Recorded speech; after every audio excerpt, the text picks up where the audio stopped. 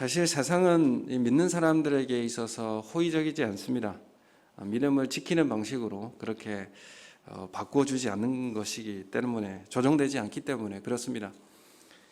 우리가 주일날 예배를 드린다고 해서 세상은 그렇게 예비해주고 마련해주고 하는 것들이 없기 때문에 그렇습니다. 세상 방식과 논리대로 우리는 이 땅에서 이끌려가게 되어 있습니다. 우리가 교회 다닌다고 하고 그리스도인이라고 해서 세상은 우리에게 관대하지도 않습니다. 예수 믿고 나서 누구나 생각하는 문제가 있습니다. 그것은 그러면 이 약한 세상 속에서 어떻게 믿음을 지키고 살 수 있는가에 대한 그런 문제입니다. 세상 속에서 믿음을 지키고 살아간다는 것이 결코 쉬운 일은 아닙니다. 세상에서 인정받고 그 가치를 따라서 살면 사실 믿음을 지키기가 어렵게 되어지고, 또 믿음을 지키고 살자니 또 세상에서는 도태되는 것 같고, 그런 것이 우리의 삶의 모습이라는 것을 우리는 잘 알고 있습니다. 우리는 신앙생활을 할 때에 그래서 두 가지 극단적인 모습으로 나타나는 경우가 있습니다. 하나는 이 더러운 세상 속에서 때묻지 않으려고 세상과 완전히 담을 쌓고 분리되는 것입니다. 이런 한 가지가 있고, 또 한 가지는 그렇게 살 필요 있느냐, 타협하고 문제의식 없이 세상에 아주 깊숙이 빠져들어 그렇게 살아가는 모습입니다. 무엇이 옳습니까? 두 가지 절충하는 게 좋습니까? 사실 이 다니엘을 우리가 통해서 보면 이 두 가지 모두를 다 수용한 사람이라 옳게 할 수가 있습니다. 왜냐하면 80이 넘은 그런 나이임에도 불구하고 66년이 넘도록 정권과 나라가 바뀌는 그런 혼란 속에서도 실력과 믿음을 갖춘 지도자로 영향력을 잃지 않았기 때문에 그렇습니다. 신앙이면 신앙, 그러면 세상 중심에서의 그런 실력도 잃지 않는 그런 삶을 66년 동안에, 넘는 기간 동안에 그렇게 유지해 왔다는 것입니다. 게다가 다니엘이 어떤 신분이었습니까? 이방 나라의 포로로 잡혀온 포로의 신분이었습니다. 그런 신분으로 이러한 지도자적 그 세상 속에서 살았다라고 하는 것은 정말 우리에게는 충격적인 그런 이야기가 되게 되는 것이죠. 오늘 이 다니엘의 세상 속에서의 삶을 보면 어떤 다니엘의 어려움이 있었는가라고 할 때에 오늘 다니엘 6장 5절 말씀에 보면 우리 함께 6장 5절 말씀을 같이 읽겠습니다. 시작. 그들이 이르되 이 다니엘은 그 하나님의 율법에서 근거를 찾지 못하면 그를 고발할 수 없으리라 하고. 아멘. 이 다니엘을 어떻게 한번 넘어뜨려야 되겠는데, 끌어내려야 되겠는데 어떻게 방법이 없다는 거예요. 그래서 그렇게 넘어뜨리는 방법을 그가 가지고 있는 신앙을 가지고 넘어뜨려야 되겠다. 그 방법 외에는 없다. 이렇게 이제 이야기하는 것이죠. 그래서 우리가 이 다니엘의 모습을 통해서 한 가지 또 우리가 바라봐야 할 모습은, 이 다니엘은 세상법으로도 다니엘을 고발할 그런 방법이 없었다는 것입니다. 우리가 어떤 장관을 세우거나 인사청문회를 통해서 보게 되면 그 장관이나 관직에 들어가기가 얼마나 어렵다라는 것을 알게 됩니다. 과거에 그런 법적인 문제라든지 그런 것들을 다 조사하지 않습니까? 그래서 실력보다는 그 사람이 어떻게 살아왔는가, 그 문제가 더 중요하다라는 것을 우리가 알게 됩니다. 이런 어려운 상황을 감안할 때에 다니엘이라고 하는 이 사람은 믿음을 소유한 신자로서 세상법을 만족시킬 수 있는 사람이었습니다. 신앙도 좋고, 그리고 세상 속에서도 법 없이도 살아갈 수 있는 그런 사람으로 살아갔다라는 것입니다. 윤리나 도덕적으로도 흠잡을 수 없는 그런 삶이었다라는 것을 말하고 있습니다. 세상은 이러한 다니엘의 모습에 대하는 두 가지 태도로 나타나게 됩니다. 첫 번째는 다리오 왕처럼 이러한 사람을 실력 있고 그 지혜를 높이 평가해서 높은 직분을 그리고 책임을 맡기는 사람이 있습니다. 이러한 사람은 정말 높이 평가해서 좋은 직분 주고 좋은 일을 할 수 있도록 그렇게 책임을 주는 사람도 있고, 또 한편으로는 다니엘을 못마땅하게 여겨서 시기하고 왕따시키고 함정 만들어서 참수하는 것입니다. 그래서 우리는 그렇게 살지 않는데 왜 너만 그렇게 사느냐 이렇게 하면서 미움을 받게 되는 것이죠. 이 다니엘을 괴롭히고 끌어내리려고 하는 이 적들조차도 다니엘 앞에서 좌절을 느낄 정도로 다니엘은 사실 이 흠이 없는 그런 사람을 살았다라는 것을 보게 됩니다. 그래서 결국에는 이 다니엘을 넘어뜨리려면 신앙의 덫을 놓아야 되겠다, 이렇게 결심을 하게 된 것이죠. 그리고 다니엘은 이 신앙의 덫에 걸리게 됩니다. 사실 걸리게 됐다라기보다는 걸려 주었다라는 것이 더 많습니다. 피해갈 방법을 다니엘은 알고 있었을 것입니다. 그래서 다니엘 6장 7절 말씀 우리 함께 읽겠습니다. 시작. 나라의 모든 총리와 지사와 총독과 법관과 관원이 의논하고 왕에게 한 법률을 세우며 한 금령을 정하실 것을 구하나이다. 왕이여, 그것은 곧 이제부터 30일 동안에 누구든지 왕 외에 어떤 신에게나 사람에게 무엇을 구하면 사자굴에 던져 넣기로 한 것이니이다. 아멘. 이런 신앙의 법을 만들어 가지고 왕 외에 30일 동안 누구에게도 구하거나 또한 간구하면, 기도하면 사자굴에 던지는 법을 제정해야 됩니다. 그래서 그 법을 만들어 놓고 그 덫에 걸리기를 기다린 것이죠. 다니엘은 사실 이 법을 제정한 줄 알면서도 거기에 걸려들었습니다. 걸려준 것이죠. 피할 방법도 알고 있었지만 다니엘은 피하지 않았습니다. 세상은 믿는 사람들을 쉽게 그 삶을 인정해 주지 않습니다. 그리고 그 믿음을 더 포기할 것을 요구하죠. 포기하고 나아오라, 이렇게 요구합니다. 그래서 이 세상은 끊임없이 더 강력한 수단으로 우리의 믿음을 끌어내리기 위해서 도전을 하게 됩니다. 세상 사람들이 우리의 신앙을 빌미로 핍박할 때 다니엘의 반응과 대응이 어떠했는가, 그 덫을 알고도 그 덫을 순순히 걸려주었습니다. 10절 말씀 우리가 오늘 본문의 말씀 읽었는데 같이 읽겠습니다. 시작. 다니엘이 이 조서에 왕의 도장이 찍힌 것을 알고도 자기 집에 돌아가서는 윗방에 올라가 예루살렘으로 향한 창문을 열고 전에 하던 대로 하루 3번씩 무릎을 꿇고 기도하며 그의 하나님께 감사하였더라. 아멘. 첫 번째, 도장이 찍힌 것을 알고도, 법이 있는 것을 알면서도, 두 번째, 예루살렘으로 창문을 활짝 열고, 세 번째, 전에 하던 대로 하루 3번씩 무릎 꿇고 기도하며 하나님께 감사하였더라, 이렇게 나오고 있습니다. 사실은 왜 이런 핍박을 저에게 허락하십니까? 원망을 할 수도 있겠지만 여기 다니엘이 하나님께 감사하였더라, 이렇게 지금 고백하고 있습니다.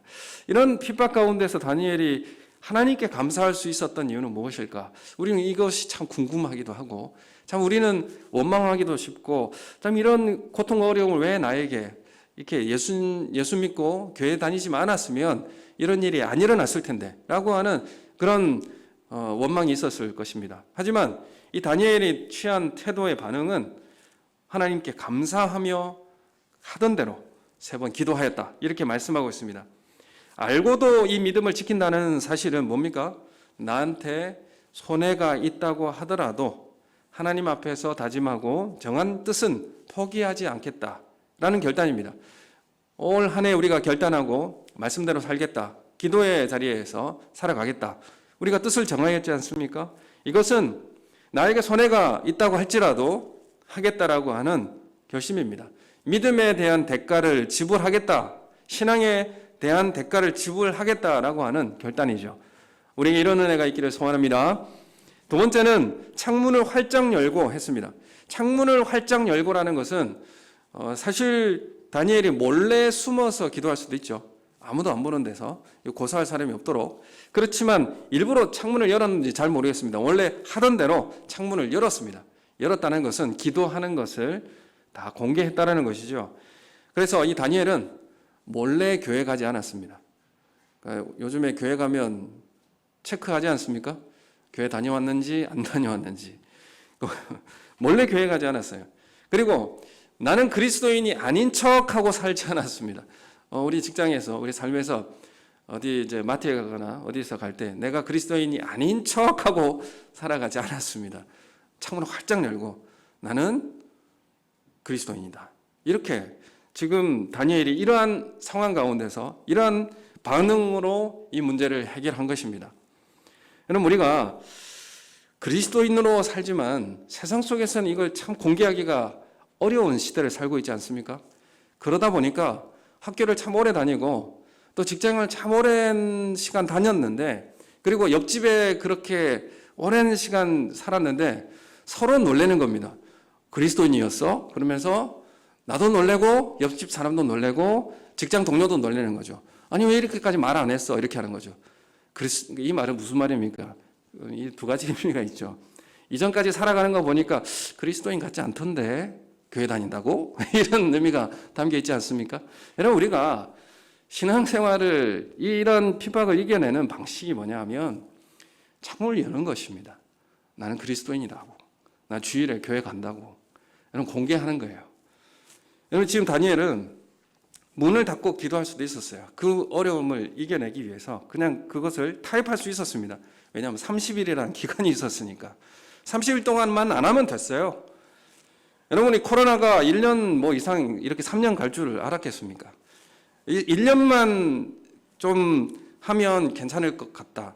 그렇지 않죠. 우리가 이 어려움을 이겨낼 수 있는 방법은 창문을 활짝 여는 것입니다. 나 그리스도인이다. 그리고 나는 주일에 나는 교회 가야 하는 사람이고 나는 기도해야 되는 사람이다. 라는 것을 공개하십시오. 공개하는 것이 그 문제를 대응하는 방식입니다. 그리고 또한 세 번째, 전에 하던 대로. 우리는 이 전에 하던 대로라고 하는 것이 한순간 마음의 감정에 이렇게 변화가 되어서 휩쓸려서 잠깐 변하는 신앙이 아니라는 것을 말하고 있습니다.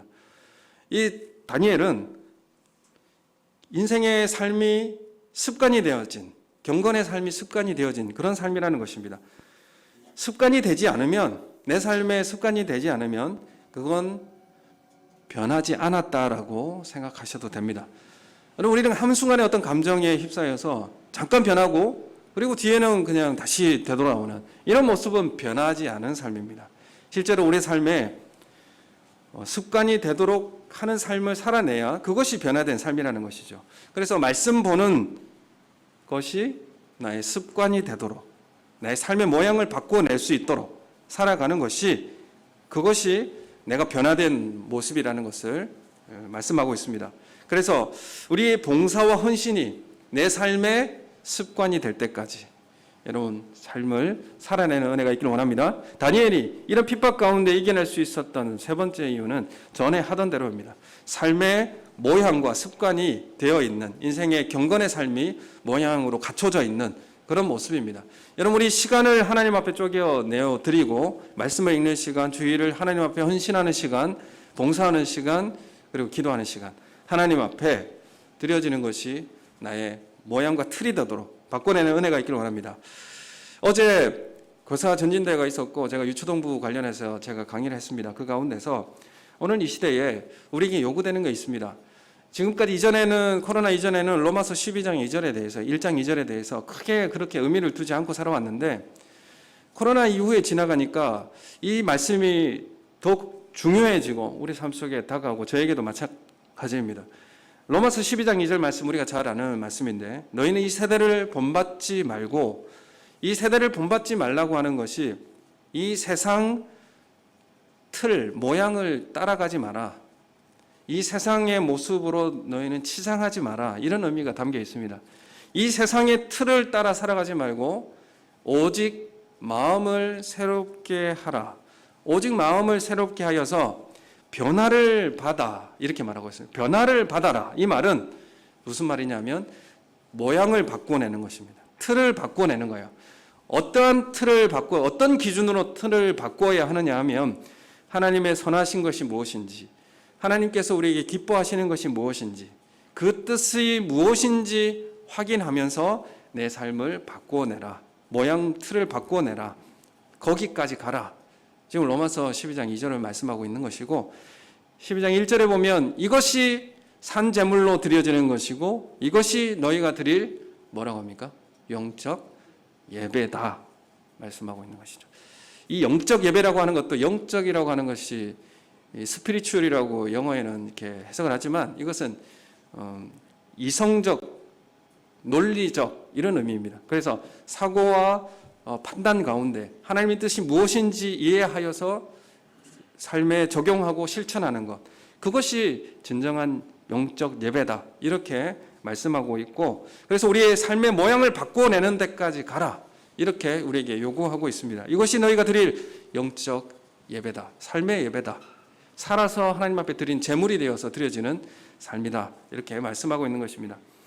그럼 우리가 오늘 코로나 시대에 정말 말씀을 읽어낼 수 있는 모양으로 바꿔내는, 습관으로 만들어내는 은혜가 우리 가운데 있기를 예수님의 이름으로 소원합니다. 그리고 기도하는 자리가 하나님 앞에 내 삶의 틀로 만들어내는 그런 역사가 있기를 예수님의 이름으로 소원합니다. 그것이 우리가 진짜 변화된 것입니다. 그게 우리의 진정한 변화입니다. 믿음으로 사는 것에 대해서 두려워하지 마시고, 믿음으로 사는 것에 대해서 손해를 걱정하지 마시고 움츠려 들지 마시기 원합니다. 창문을 활짝 여시고 내가 그리스도인이라는 것을 공개하십시오.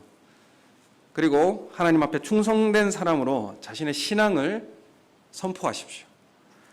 그리고 하나님 앞에 내 삶을 변화시켜 나가는 삶으로 나아가시기를 소원합니다.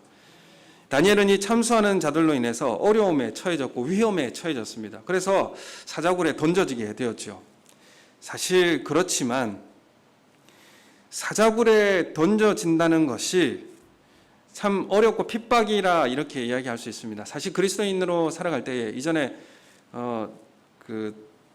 우리가 이제 주일날 셔터를 내리고 주일을 하나님께 온전히 드리고 시간을 우리의 쾌락이나 그런 도구로 사용하지 않고 오직 하나님께 예배하는 자리로 그런 마음으로 드리지 않습니까? 그 학생들에게 있어서는 주일을 온전히 하나님께 드린다는 것이 당면하는 실제적 문제로 다가오게 됩니다. 요즘 같은 때에 아르바이트도 해야 되고 또 이 주말에 아르바이트 시급이 훨씬 더 높거든요. 그렇기 때문에 아르바이트도 주일날 주말에 해야 돈을 더 많이 벌게 됩니다. 그래야 학비를 댈 수 있죠. 그리고 그렇기 때문에 이제 조별 과제가 이런 것들이 있게 되면 다 주일날 시간을 내서 같이 모이자고 합니다. 그런데 나는 교회 가야 되니까 주일날 못 모인다, 평일날 하자 이렇게 한다는 것이 그리스도인 학생들로 인해서는 참 쉽지 않는 일이 되는 것이죠. 그래서 내가 주일날 교회 가야 되니까 나는 못한다 이렇게 말을 하게 되면 스트레스가 그때부터 오게 되는 것이고, 그렇게 하면 또 그리스도인들이 좀 이기적인 모습으로 보일 수 있는 그런 문제도 있습니다. 그래서 주일 성수 문제를 생각해 볼 때 일부 예배를 드리고 그러면 나아가서 점심시간에 이렇게 같이 모이고 하는 것을 조별과제 진행하는 것이 또 그 청년들에게는 마음에 떳떳함이 없어지는 거예요. 그런 고민들이 청년들에게 있었습니다. 오늘 우리에게도 이 주일을 어떻게 보내야 될 것인가, 주일 예배 딱 드리고 집에 돌아가면 영상으로 다 진행되니까 그 집중력이 다 흐트러지죠. 왜냐하면 물도 끓여야 되고 청소도 해야 되고 뭔가 주일날 교회 없으니까 다양한 일이 생기지 않습니까? 없던 일이 막 생기고 하지 않았던 일들이 많이 생기고, 그리고 나다 보니까 집중할 수 있는 일들이 또 많이 흩어지게 되어 있습니다. 여러분, 이 다니엘이 이런 어려움과 이 핍박의 상황 가운데서 이 다니엘이 선택한 것은 자신의 신앙을 숨기지 않고 한 달 동안 기도하지 않으면 그 자신의 신앙을 숨기고 한 달 동안 기도하지 않으면 이 문제를 그냥 이겨낼 수 있었습니다. 그냥 아무것도 없는 것처럼 그렇게 넘겨갈 수 있었죠. 그런데 다니엘이 이런 삶 속에서 택한 방식은 신앙을 공개하는 방식이고, 기도하는 것을 이런 상황에서 2번에서 2번으로 줄이고 또 3번 기도했던 것을 1번으로 줄이고 이렇게 눈치 보면서 절충한 것도 아닙니다. 자신의 본질을 정확하게 정직하게 드러내는 데에 이 문제를 해결하는 열쇠가 있었습니다. 그래서 여기에서 세상이 우리에게 위협하는 사자굴의 위협을 이기는 능력이 여기서 나오게 되는 것입니다. 사실 그 다니엘이 사자굴에 던져졌을 때에 사자굴에 있을 때 가장 평안함을 누릴 수 있었고 사자굴이 가장 안전한 순간이라는 것을 우리가 고백할 수 있습니다. 왜냐하면 사자굴에 던져졌을 때 하나님께서 사자의 입을 막으셨기 때문에 그렇습니다. 그곳 사자굴이 사실은 하나님께서 일하시는 공간이 되었습니다.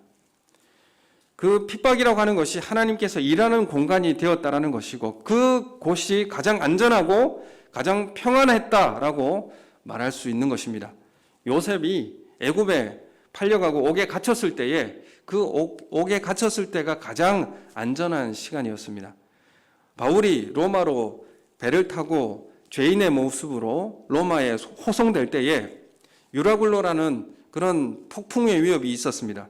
그래서 폭풍을 만나 다 죽을 줄 알았는데 하나님의 보호하심으로 그 배를 살려주시고 결국 그 배의 선원들을 다 살려주신 다음에 처음에는 죄수의 몸으로 아무런 영향력도 없었는데 이 폭풍이 지나고 난 다음에 바울은 그 배에서 가장 지도자적 그런 위치로 높여지는 그런 역사를 우리는 보게 되는 것입니다.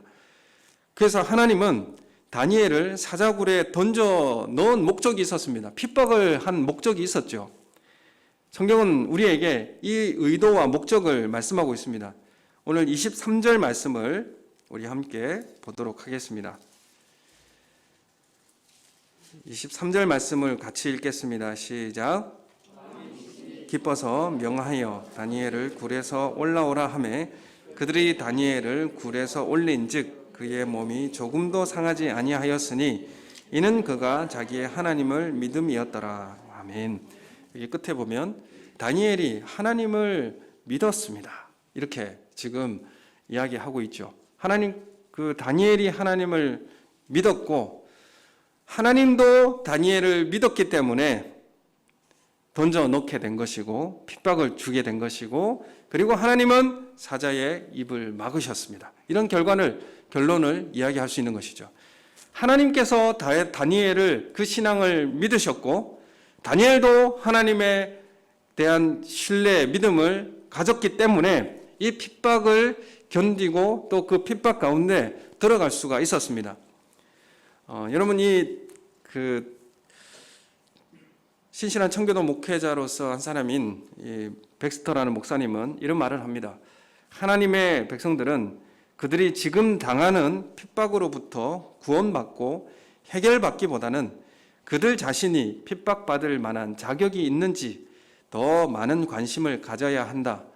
핍박당할 자격이 있다는 것은 우리의 신앙이 진실됨을 증거하는 것이라 말할 수 있다. 우리가 핍박당할 자격이 있다는 것은 하나님께서 우리를 믿어주신다라고 하는 그 은혜가 있다는 것이죠. 여러분, 그래서 우리가 이 대목에서 우리의 기도는 이렇죠. 우리의 삶은 왜 우리에게 이렇게 핍박하십니까?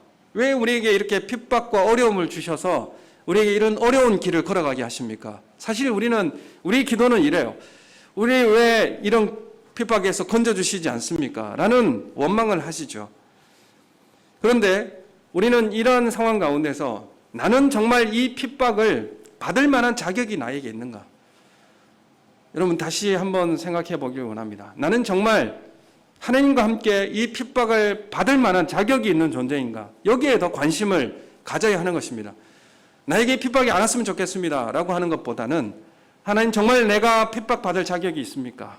나는 이런 자세로 하나님 앞에 나아가는 은혜가 있기를 원합니다. 정말 하나님께서 신뢰하는 자에게 하나님께서 믿어주는 사람에게 하나님 핍박을 주신다는 사실입니다. 이 대목에서 우리는 우리의 삶을 돌아보게 되어지죠. 결과적으로 다니엘을 참수한 원수들이 어떻게 됩니까? 그 자리에 다시 던져지게 되고 사자들이 다니엘의 그 적들의 뼈까지 부서뜨리는 그런 결과를 하게 됩니다. 핍박하는 원수들이 제거되는 것을 보게 됩니다. 이 다니엘의 핍박을 하나님께서 왜 허락하셨는가? 이 핍박은 하나님의 목적과 의도가 있었습니다. 25절 말씀부터 27절 말씀까지 우리 함께 읽어보겠습니다. 25절부터 27절까지 시작. 나라들과 언어가 다른 모든 사람들에게 조서를 내려 이르되 원하건대 너희에게 큰 평강이 있을지어다.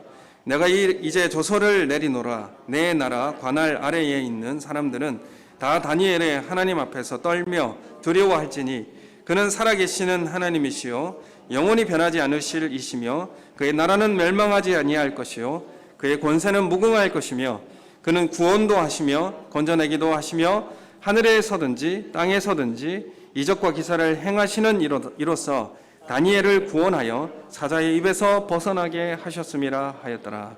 아멘. 이 다리오 왕이 놀라운 하나님에 대한 고백을 하게 되죠.